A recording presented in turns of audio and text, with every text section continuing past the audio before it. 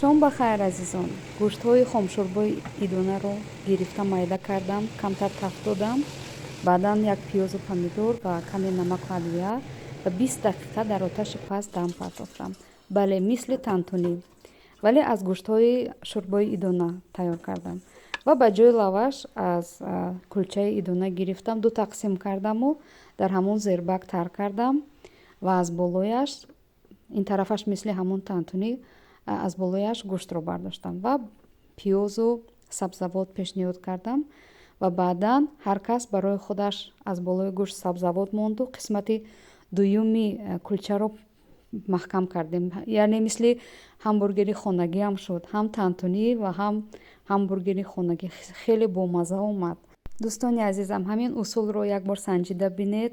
Аз лаваш дида бо кулча бомаззатар омад. Аз гӯштҳои хомшӯрбо боз як таоми дигар тайёр шуд. Нӯшиҷон.